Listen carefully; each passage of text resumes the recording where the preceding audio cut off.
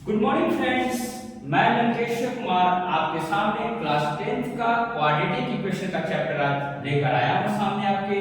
और यहाँ पर आप देखिएगा कि आज की क्लास से आप जो है बहुत कुछ सीख कर जाइएगा, जैसे कि कैसे रूट्स को फाइंड आउट करना है और बाकी के प्रश्नों को कैसे सॉल्व करना है इस चैप्टर से रिलेटेड। और जो आपके जो आने वाला जो बोर्ड का एग्जाम है उसमें आपको मदद देता हुआ भी साबित होगा। तो सबसे पहले जानिए कि क्वाड्रेटिक इक्वेशन में आपको पढ़ना क्या है। तो चैप्टर का नाम क्या है? Quadratic equation. ठीक है, यहाँ जो जनरल इक्वेशन जो इसका होता है, general equation of the quadratic equation, ये होता है क्या? ax square plus bx plus c बराबर 0। ठीक है, और साथ में आप जानते हैं कि इसके जो रूट्स को हम लोग जो फाइंड आउट करते हैं, मींस कहने का मतलब roots of the equation are alpha and beta, वहां जहां आपको देखिएगा कि अल्फा बराबर जो होता है minus B plus root under D divided by 2a। उसी तरीके से बीटा बराबर जो होता है minus B minus root under D divided by 2a, where d बराबर क्या होता है? b square minus 4ac। d बराबर क्या होता है? b square minus 4ac and d is called as the discriminant. ठीक है, तो यहाँ पर देखिएगा कि आपको जो है अल्फा और बीटा का वैल्यू जो है इस रूप में आपको निकालना है, जहां पर a और b और c आपको दिया रहेगा, उसकी मदद से आपको जो है अल्फा और बीटा जो है आपको फाइंड आउट करना रहता है। And these alpha and beta are called as the roots of the equation. तो चलिए थोड़ा प्रश्नों को लिया जाए, और पहला प्रश्न जो आज के बाद से हम लोग जो है टच करेंगे, और वो इस प्रकार है। देखिएगा कि पहला अगर प्रश्न को अगर हम लोग लेते हैं यहां से, तो देखिए कि जो है 4x स्क्वायर, फर्स्ट अगर क्वेश्चन हम लोग यूज करते हैं 4x square minus 12x plus 9 बराबर 0। ठीक है, 4x square minus 12x plus 9 बराबर 0।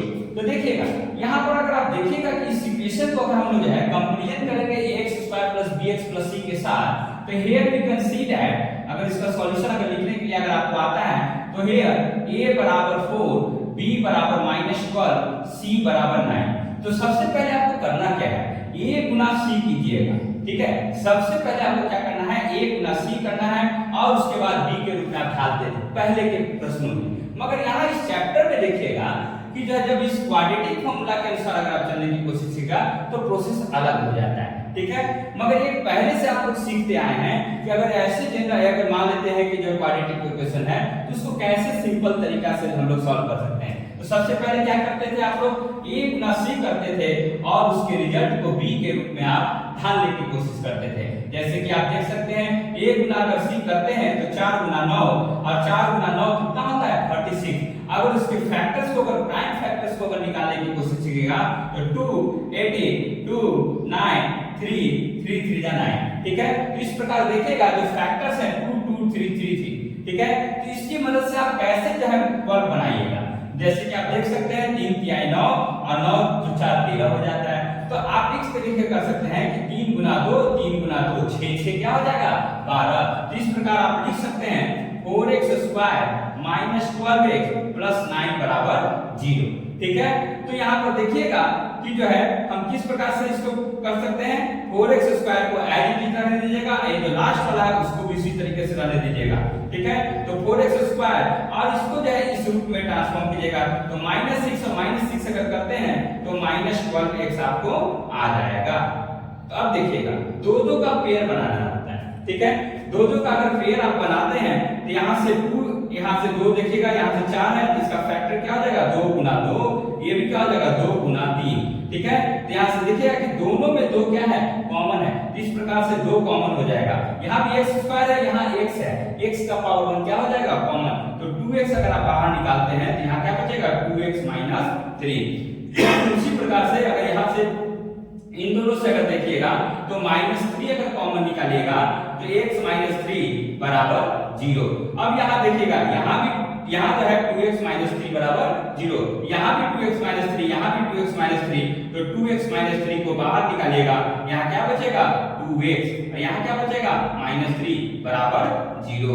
यहाँ से देखिएगा कि 2x - 3 बराबर 0, और ये प्रकार देखिएगा कि दो बार आया है, इसका मतलब जो है आप कह सकते हैं कि 2x - 3 का पावर 2 बराबर 0। इसका मतलब जो है x का बराबर 3/2, 3/2 दो बार इसका क्या हो जाएगा, ये इसका रूट्स ऑफ द इक्वेशन। ठीक है, तो पहला तो ये तरीका पहले से ये जानते थे। अब जब इसी चीज को हम जो है अगर ये क्वाड्रेटिक फॉर्मूला के ऊपर जो हम निकालने की कोशिश करें, तो आप देख सकते हैं कि अगर अल्फा बीटा हमको अगर निकालने के लिए कहे कोई, तो अल्फा बराबर क्या होगा -b + √d divided by 2x। इसी तरह बीटा बराबर क्या होगा -b - √d divided by 2x। तो सबसे पहले आपको क्या करना है कि d वैल्यू को आप लोग फाइंड कर दीजिए। d वैल्यू, d बराबर क्या होता है b² - 4ac। ठीक है, तो b का वैल्यू कितना है -12, तो इसका मतलब -12 का होल स्क्वायर -4, a का वैल्यू कितना है 4 और c का वैल्यू 9। इसका मतलब -12 का अगर होल स्क्वायर करते हैं, जैसा कि आप जानते हैं -1 का पावर अगर इवन होता है, -1 का पावर अगर इवन होता है तो रिजल्ट क्या देता है प्लस में, और उसी तरीके से -1 का पावर अगर ऑड होता है तो रिजल्ट क्या देता है माइनस। अगर माइनस का पावर अगर इवन है, यहाँ पर 2 जैसा दिख रहा है, इसका मतलब ये प्लस देने वाला है। और 12 का स्क्वायर कितना होता है 144, और -4 × 4 × 9, इस कहने का मतलब 4 × 16, 16 में कितना होता है 9 × 54, 9 × 144, इस कहने का मतलब 16 × 144, 144 44 खत्म होगा, कितना आएगा 0। इसका मतलब जो है अल्फा बराबर क्या हो जाएगा -b + √d divided by 2a।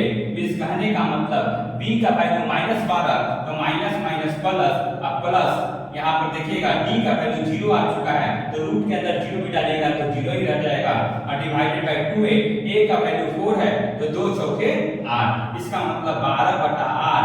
अगर नीचे ऊपर काटा जाए तो 4 से, तो 4 × 12, 4 × 8 3/2। उसी तरीके से अगर बीटा का वैल्यू अगर निकालने की कोशिश कीजिएगा तो -b - √d divided by 2a, और -b कहने का मतलब माइनस प्लस, तो 12 और -0 डिवाइडेड बाय 2 × 4 कितना होगा 8 होगा। यहाँ से अगर देखिएगा तो 12/8, तो 4 × 12, 4 × 12 और डिवाइडेड बाय 2। इसका मतलब देख सकते हैं कि अल्फा का भी वैल्यू 3/2 और बीटा का भी वैल्यू 3/2। तो या तो इस प्रकार से निकालिए, क्या पहले वो निकालते थे फैक्टराइजेशन मेथड, जो ये पूरा फैक्टराइजेशन मेथड था जिसकी मदद से भी निकाल सकते हैं।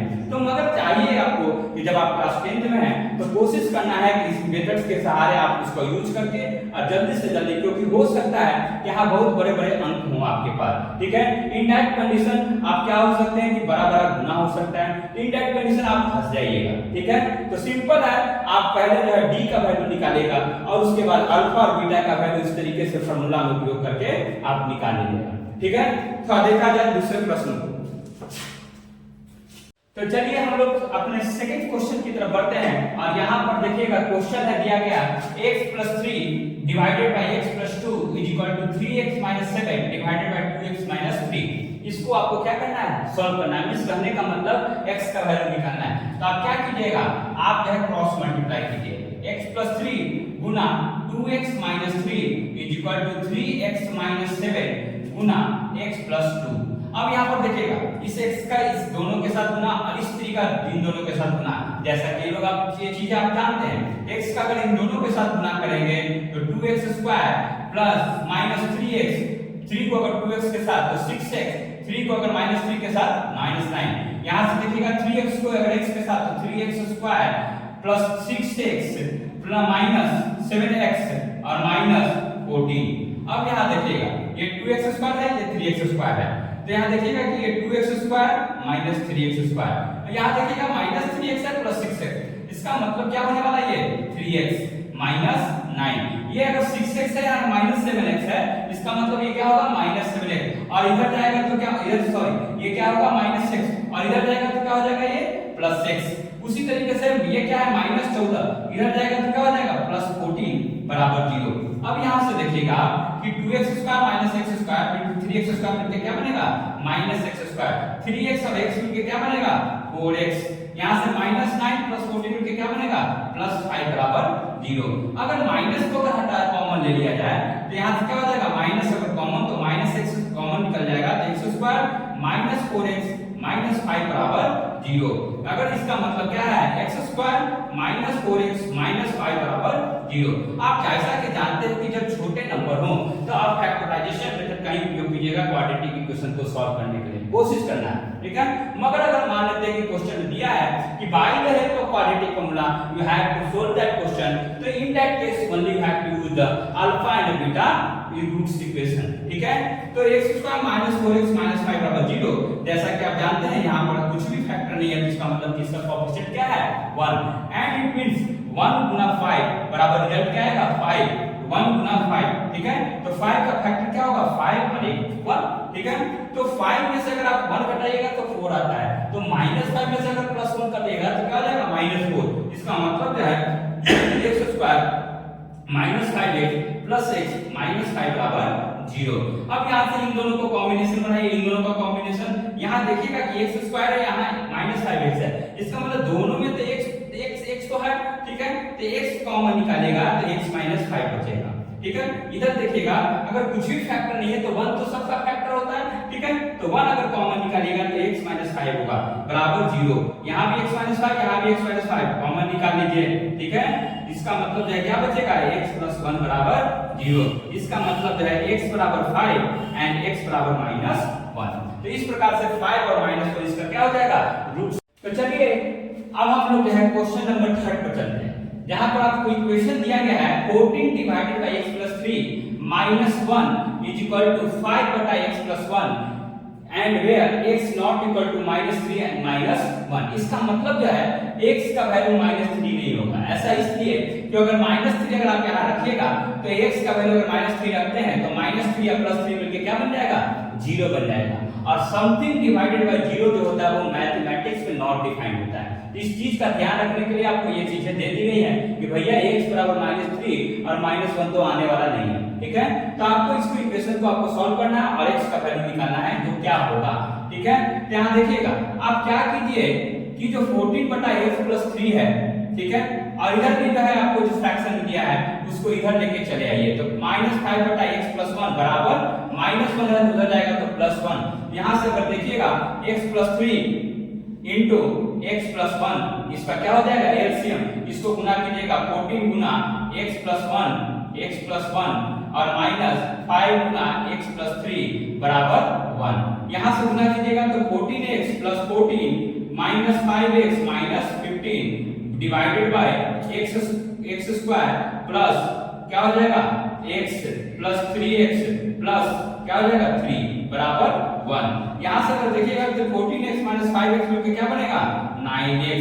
14 में से 15 घटाएगा तो -1 divided by x square plus 4x plus 3 बराबर 1। यहाँ से अगर देखिएगा तो x स्क्वायर बराबर 1 तो x square plus 4x plus 3 बराबर क्या हो जाएगा 9x - 1। यहाँ से अगर देखिएगा तो x स्क्वायर 4x और ये इधर जाएगा तो क्या हो जाएगा -5x। 4x में से 9x घटाएंगे तो क्या हो जाएगा -5x। अब प्लस 3 और 3 में 1 जोड़िएगा तो कितना होगा 4 बराबर 0। अब देखिएगा अब जब 4 गुना 1 इस कहने का मतलब 4, ठीक है। तो 4 और 1 की मदद से 5 कैसे बनेगा 4 + 1। इसका मतलब है x स्क्वायर -4x और -x + 4 बराबर 0। इसका मतलब x माइनस इन दोनों का कॉम्बिनेशन, इन दोनों का कॉम्बिनेशन x कॉमन निकालेगा तो x - 4 -1 * x - 4 बराबर 0। इसका मतलब जो है x - 4 दोनों जगह है, x - 4 कॉमन निकालेगा x - 1 बराबर 0। इसका मतलब x बराबर 4 और 1। इसका आंसर क्या हो जाएगा x बराबर 4 और 1। अब उसी प्रकार से चला जाए थोड़े एक और क्वेश्चन पर, उसी पैटर्न का क्वेश्चन है, इसको सॉल्व कीजिएगा तो इस पैटर्न में आपको जब कोई दिक्कत नहीं आएगा। जैसे कि देखिए 2 बटा x + 1 दिया हुआ है प्लस 3 बटा 2 * x - 2 दिया हुआ है बराबर 23 बटा 5 है, जहां पर x नॉट इक्वल टू 0 -1 और -2। इस कहने का मतलब x का वैल्यू तो कभी 0 नहीं होगा, ना ही -1 होगा और ना ही -2 होगा, ठीक है। उसके अलावा क्या होगा x का वैल्यू उसको आपको फाइंड आउट करना है। तो जरा देखा जाए 2/x+1। इस करने का मतलब अगर इन दोनों का हम एलसीएम निकालते हैं तो x+1 गुना 2 गुना x - 2, ठीक है, ये एलसीएम हो जाएगा। अब अगर इसको देखा जाए तो इसको इसके साथ गुना होगा तो 2 गुना 4 गुना x - 2 और प्लस 3 गुना x+1 बराबर 23/5x। यहाँ देखिए 4 से गुना कीजिएगा तो 4x - 8 plus 3x plus 3 divided by x+1 into x - 2 अगर करिएगा आप तो 2x² minus 2x minus plus x - 2 बराबर 23/5x। यहाँ से अगर आप देखिएगा तो 4x प्लस 3x मिलके क्या बनेगा 7x, माइनस 8 प्लस 3 मिलके क्या बनेगा -5 divided by 2 into x² minus 2x plus 6 मिलके क्या बनेगा -x - 2 बराबर 23/5x। इसका मतलब जो है 7x - 5 अगर दीक्षा तिरछी अगर गुना करने की कोशिश करते हैं तो 7x - 5 गुना 5x बराबर 23 गुना 2 बराबर 46 गुना x² माइनस x माइनस 2। यहाँ से अगर गुना कीजिएगा तो 7 बचे 35x² माइनस 25x बराबर 46x² माइनस 46x माइनस 92। अगर देखिएगा यहाँ भी x² यहाँ भी x² सबको उधर लेके चला जाए, ठीक है, तो 46x² में से 35x² घटाइएगा तो कितना होगा 11x²। इसी तरीके से इसको अगर ले जाइएगा उधर तो क्या होगा -46x प्लस 25 जाएगा तो क्या हो जाएगा -21x और -92 बराबर 0।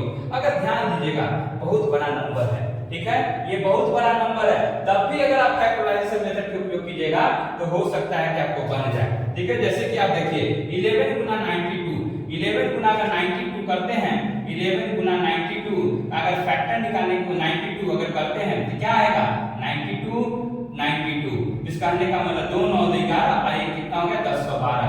1012 का अगर फैक्टराइजेशन कीजिएगा तो 2 5 10 2 6 12 2 25 53। तो देखिए ये जो 253 है उसका फैक्टर अगर निकालने की कोशिश कीजिएगा तो क्या हो जाएगा 23 से कटेगा, क्या कटेगा 23 से, तो 23 पंजा कितना होता है 23 और एक 2 बचेगा तो 1, तो इसका मतलब क्या है 2 गुना 23 गुना 11। अगर आप ध्यान दीजिए ये 23 गुना 11 गुना 2 गुना 2 इस करने का मतलब 23 गुना कितना हो रहा है 44, ठीक है, तो 23 गुना 44 अगर करते हैं तो आपको 1012 और 44 और 23 की मदद से आपको घटाइएगा तो कितना आएगा 21, तो ये एक फैक्टर क्या हो गया 21। तो आप देखिएगा कि जो है 11x² इसको किस रूप में लिखा जा सकता है 11x² आपको लाना क्या है -21x, तो आप क्या कीजिएगा -44x अगर देखिएगा कि +23 अगर कीजिएगा तो क्या आ जाएगा -21 से -92 बराबर 0।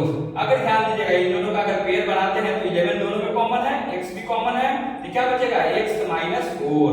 यहां से अगर देखिएगा तो 23 कॉमन दोनों में है तो x - 4 बराबर 0।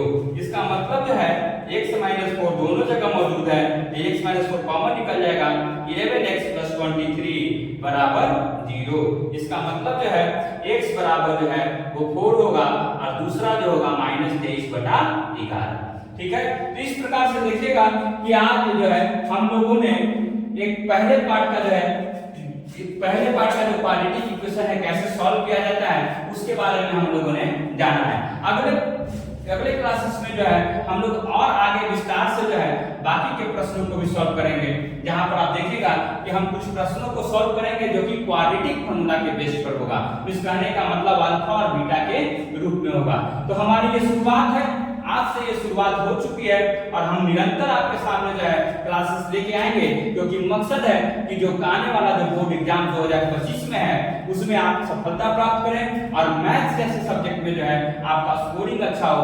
उसको इसी चलते जो है अच्छे तरीके से बारीकी से सभी पॉइंट्स को समझाने की मैं कोशिश करूंगा एक बच्चे की तरह, छोटे बच्चे की तरह, ताकि जो है जो कमजोर बच्चे हैं उनको भी समझ में आए। इस चलते जो है आपसे केवल एक गुजारिश है कि हमारे चैनल को जो है सब्सक्राइब कर दीजिएगा, शेयर कर दीजिएगा और बहुत सारे लोगों तक पहुंचाने की कोशिश कीजिएगा, ताकि एक भी बच्चा न छूट पाए। और गांव देहात में जो बच्चे पढ़ रहे हैं, जो सीबीएसई स्कूल से जुड़े हुए हैं, जो बिहार बोर्ड से जुड़े हुए हैं, और खास करके मेरा मकसद जो है सीबीएसई स्कूल के बच्चों का है, जिसमें जो है आपको एक अच्छा स्कोरिंग आ सके। और खास करके मैथ्स के सब्जेक्ट में आपका स्कोरिंग हो। ठीक है, तो बाकी के सब्जेक्ट्स भी मैं सामने लेके आऊंगा। ठीक है, तो ये शुरुआत बस हो चुकी है, 2 से 3 महीने का समय है। आप आइए, हमसे जुड़िए और बाकी के लोगों के पास भी हमारे चैनल को शेयर कीजिए, ताकि जो है लोग जो है हमारे चैनल को जान सकें और सब्सक्राइबर जो है, जो हमारा जो रीच आउट है, हमारा जो मकसद है आपके बीच में पहुंच बनाने की, वो मेरा मकसद पूरा हो सके। Thank you for watching this, I am thankful for your help. Thank you.